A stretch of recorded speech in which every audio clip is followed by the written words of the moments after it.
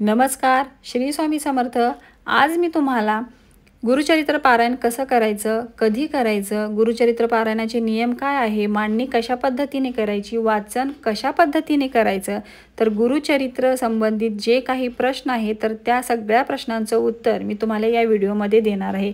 तर video skip न करता व्हिडिओ पूर्ण शेवटपर्यंत बघा आणि जर तुम्ही चॅनलला सबस्क्राइब केलं नसेल तर सबस्क्राइब देखील करून घ्या, कारण की आपल्या चॅनलवर स्वामी समर्थांच्या पूजेचे सेवेचे व्हिडिओ हे अपलोड होत असतात। त्यामुळे तुम्हाला जर स्वामी भक्ती आवडत असेल तर आपल्या चॅनलला नक्की तुम्ही सबस्क्राइब करा। तर दत्त जयंती आहे 4 तारखेला, 4 डिसेंबरला। तर आपल्याला पारायणासाठी 28 नोव्हेंबरपासून सुरुवात करायची आहे। 28 नोव्हेंबरपासून आपला हा पहिला दिवस होईल। तर आदल्या दिवशी 27 तारखेला आपल्याला काही तयारी करायची असते। तर गाईला 1 पोळी आणि श्वान म्हणजे कुत्र्यांना 4 पोळी आपल्याला ठेवायच्या असतात। आणि त्याचबरोबर केंद्रामध्ये जाऊन तुम्ही स्वामींना नारळ आणि खडीसाखर ठेवून आपले गाराणे देखील सांगू शकता की स्वामी मी ह्या इच्छेने मी हे पारायण करत आहे किंवा तुमची सेवा म्हणून मी हे पारायण करत आहे, तर निर्विघ्नपणे माझ्याकडून हे पारायण तुम्ही करून घ्या, असं म्हणून स्वामींना नारळ आणि खडीसाखर तुम्ही अर्पण करायचं आहे। जर तुम्हाला बाहेर जाणं शक्य नसेल तर तुम्ही घरामध्ये देखील स्वामींना नारळ आणि खडीसाखर ठेवून हे तुम्ही सांगू शकता। तर अशा पद्धतीने आदल्या दिवशी आपल्याला ही सगळी तयारी करून घ्यायची आहे। 28 तारखेला पारायणाला बसायचं आहे। पारायणाला बसण्या अगोदर मांडणी करायची असते पारायणाची। तर मांडणी कशा पद्धतीने करायची, तर एक चौरंग घ्यायचा, त्यावर सर्वात आधी गणपती बाप्पांची मूर्ती किंवा गणपती बाप्पांच्या नावाने तुम्ही सुपारी ठेवायची आहे। त्यानंतर स्वामींची मूर्ती ठेवायची आहे किंवा फोटो ठेवायचा आहे आणि मंगल कलश स्थापन करायचा आहे।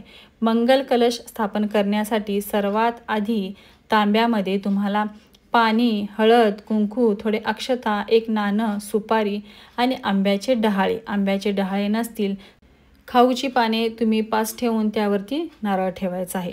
तर अशा प्रकारे पूजेची मांडणी करायची आहे। अखंड दिवा 7 दिवस घरामध्ये प्रज्वलित करून ठेवायचा आहे। हा अखंड दिवा 7 दिवस तेवत राहायला पाहिजे याची काळजी घ्यायची आहे। त्याचबरोबर घंटा देखील ठेवायचा आहे। स्वामींना नैवेद्यासाठी खडीसाखर, काही फळे तुम्हाला ठेवायचे आहेत। तर गुरुचरित्र जो ग्रंथ आहे त्या ग्रंथासाठी एक पाठ ठेवायचा आहे। हातात घेऊन ग्रंथ वाचायचा नाही, त्या पाटावर ठेवून तुम्हाला ग्रंथ वाचायचा आहे। ग्रंथ वाचन झाल्यानंतर तो ग्रंथ एका कापडाने गुंडाळून ठेवायचा आहे, उघडाच ग्रंथ ठेवायचा नाही। आणि व्हिडिओमध्ये जे तुम्ही बघताय तिसरा पाठ जो मी मांडलेला आहे तर तो दत्त महाराजांना बसण्यासाठी पाठ मांडलेला आहे, कारण की जिथे गुरुचरित्र सुरू असतं तिथं दत्त महाराज सूक्ष्म रूपाने हजर असतात। तर त्यामुळे तिसरा पाठ मी दत्त महाराजांसाठी मांडलेला आहे। तर अशा प्रकारे साधी आणि सोपी मांडणी गुरुचरित्र पारायणाची असते। तर ही झाली मांडणी। तर वाचन कसं करायचं, वाचन करण्यासाठी एकच वेळ तुम्ही निवडायची आहे। पहाटे 4 पासून दुपारी 12 पर्यंत तुम्ही कधीही वाचन करू शकता। 12 ते 1:30च्या दरम्यान तुम्ही वाचन थांबवायचं आहे आणि त्याच्यानंतर तुम्ही कधीही दिवसभरामध्ये वाचन करू शकता। फक्त 7 वाजेपर्यंत, 7-7:30 पर्यंत तुमचं वाचन झालं पाहिजे। तर या वेळेत तुम्ही कोणतीही एक वेळ निवडा आणि वाचन करा। ब्रह्ममुहूर्तावर केलेलं वाचन हे खूप फलदायी ठरते। जर तुम्ही ब्रह्ममुहूर्ताची वेळ निवडली 4 ते 5:30ची तर खूपच उत्तम। जर ह्या वेळेमध्ये जमत नसेल तर इतर कुठल्याही वेळेमध्ये तुम्ही हे पारायण करू शकता। फक्त 12 ते 1:30च्या दरम्यान तुम्ही वाचन करू नका। तर वाचन झाल्यानंतर दत्त महाराजांची आरती करायची आहे, त्यांना नैवेद्य अर्पण करायचं आहे आणि मग तिथून आपल्याला उठायचं आहे। वाचन करत असताना कुणाशीही बोलायचं नाही, मोबाईलवर बोलायचं नाही किंवा मोबाईलमध्ये काही बघायचं नाही किंवा इतरत्र कुठं लक्ष द्यायचं नाही। फक्त आपलं लक्ष हे वाचनावर असलं पाहिजे। वाचन तुम्ही मोठ्याने करा, कारण की घरातली जी काही आवाज आहे ते तुम्हाला ऐकू नाही येणार। तुम्ही काय वाचताय हेच तुमच्या कानावर पडेल। आता एकेकांना असा त्रास होतो की हे वाचन असतं 1.5-2-2.5 तासपर्यंत हे वाचन चालतं, तर वाचून वाचून आपलं तोंड, गाल वगैरे सगळे दुखायला लागतात। तर मनातल्या मनात देखील तुम्ही वाचू शकता, पण वाचन करताय तुम्ही मनातल्या मनात, पण लक्ष तुमचं सगळं त्या ग्रंथामध्ये असलं पाहिजे, त्या ओव्यमवर असलं पाहिजे। तर अशा प्रकारे तुम्ही मनातल्या मनात जरी वाचत असलात तर ते चित्र तुमच्या नजरेसमोर उभारलं पाहिजे, जे अध्याय चालू आहेत ते। तर अशा पद्धतीने तुम्ही वाचन करायचं आहे, मध्येच उठायचं नाही। जे काही आहे ते ग्रंथ झाल्यानंतरच तुम्ही करा. जर तुम्हाला काही शारीरिक त्रास आहे तर तुम्ही खुर्चीवर बसून देखील हे वाचन करू शकता. खूपच त्रास होते, पायात मुंग्या येतात, पाय मांड्या वगैरे दुखत आहे, तर तुम्ही त्या जागी उभारू देखील शकता. खूप काही असं स्वतःवर त्रास करून घेऊन वाचन करणं याला काही महत्त्व नाही. तुम्हाला जसं कम्फर्टेबल वाटेल तसं तुम्ही वाचन करा. पण हे खूप पवित्र असं ग्रंथ आहे, याचा अपमान होऊ नये याची काळजी तुम्ही घ्या.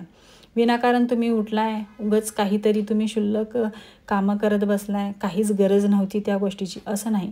खूप तुम्हाला त्रास होत असेल तर तुमचे शरीर हे पहिला महत्त्वाचं आहे. देव असं म्हणत नाही की स्वतःला त्रास कर मगच मला आनंद होईल, असं नाही. तर तुमच्या शरीराची देखील तुम्ही काळजी घ्या. तर खाण्यापिण्याचे काय नियम आहेत, तर तुम्हाला खाण्यापिण्याचे नियम पाळायचे असतील तर पाळा. तुम्हाला जर जमत नसेल खाण्यापिण्याचे नियम पाळणे तरी काही हरकत नाही. आणि जर तुम्हाला खाण्यापिण्याचे नियम पाळून जर पारायण करायचं असेल तर कांदा लसूण वर्ज्य करायचं आहे. एक भुक्त राहायचं आहे, म्हणजे एकच धान्य तुम्हाला घ्यायचं आहे. तुम्ही चपाती खात असाल तर चपातीच 7 दिवस खा. ज्वारीची भाकरी खात असाल तर ती भाकरीच 7 दिवस खावा. भात खात असाल तर 7 दिवस तुम्ही भातच खा. अशा प्रकारे देखील हे पारायण केलं जातं. आणि ज्यांना जमत नाही त्यांनी सगळं काही खाऊन देखील पारायण करतात. फक्त आपल्या मनातला भाव हा महत्त्वाचा असतो. तर तुम्हाला जर ह्याचे खूप असे नियम पाळून पारायण करायचं असेल तर तुमची इच्छा, आणि तुम्हाला आहे तसंच पारायण करायचं असेल तरी देखील ती तुमची इच्छा. तर हे झाले खाण्यापिण्याचे नियम. संध्याकाळी परत तुम्हाला स्वामींची आरती करायची आहे. 11 माळी श्री स्वामी समर्थ मंत्र जपायचा आहे. दिवसभरामध्ये कधीही जपा, संध्याकाळी जपा, सकाळी थोडं जपा. 11 माळी श्री स्वामी समर्थ मंत्र जपा, संध्याकाळी आरती करा आणि संध्याकाळी विष्णू सहस्त्रनाम हे देखील वाचायचं आहे. कंपल्सरी हे पारायणामध्ये वाचायचंच असतं संध्याकाळी, कारण की आपल्याकडून कळत नकळत काही चुका झालेल्या असतात. त्याचे क्षमापान स्तोत्र म्हणून हे आपल्याला विष्णू सहस्त्रनाम वाचायचं असतं. तर विष्णू सहस्त्रनाम संध्याकाळी वाचा. तर झाली ही आपली दिवसभराची सेवा. संकल्प, पूजेची मांडणी, वाचन, खाण्यापिण्याचे थोडेफार नियम. रात्री झोपताना तुम्ही स्वामींजवळच झोपायचं आहे. जिथे पूजा मांडणी केलेली आहे तिथे जवळपास तुम्हाला झोपायचं आहे, आणि तेही चटईवर झोपायचं आहे, गादीवर झोपायचं नाही. तर अशा प्रकारे या गुरुचरित्राचे नियम आहेत. तुम्हाला नियम पाळून जर हे गुरुचरित्र करायचं असेल तर तुम्ही करू शकता. तुम्हाला यातील थोडेफार नियम पाळून जर गुरुचरित्र करायचं असेल तरी देखील तुम्ही गुरुचरित्र पारायण करू शकता. पारायण करणे याला महत्त्व आहे. आपण किती करतो आणि काय करतो याला महत्त्व नाही. मनातला शुद्ध भाव हा देवाला आवडतो. तर अशा पद्धतीने दत्त जयंतीला गुरुचरित्र पारायण करा. तर प्रत्येक घरामध्ये ही सेवा झालीच पाहिजे. तर आजचा व्हिडिओ इथेच थांबवते.